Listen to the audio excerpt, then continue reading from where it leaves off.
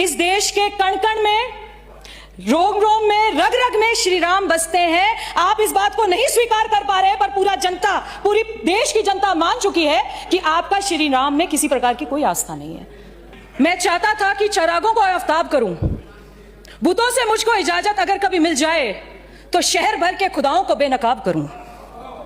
मेरे चारों तरफ गूंगे बहरों की भीड़ है, किसे खतीब बनाऊं और किसे खिताब करूं। मैं करवटों के नए जायके लिखूं, शब भर ये इश्क है तो कहां जिंदगी अजाब करूं।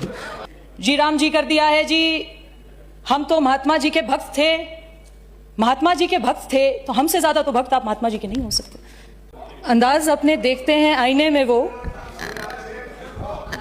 अंदाज अपने देखते हैं आईने में वो, और ये भी देखते हैं कि कोई देखता ना हो।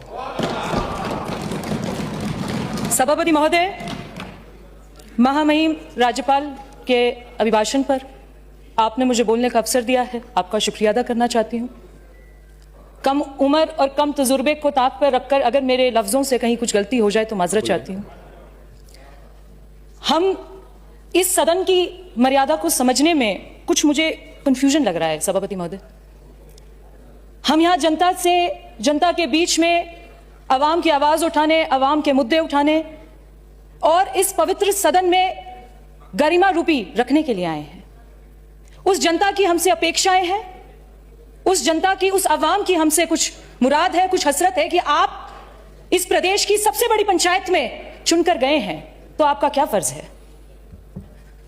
वाद विवाद सुन रहे हैं, सत्ता पक्ष विपक्ष सभी को अपने अपनी बात रखने का अख्तियार भी है और अधिकार भी है, पर क्या उस अधिकार और अख्तियार में जनता की बात को नहीं रखना चाहिए।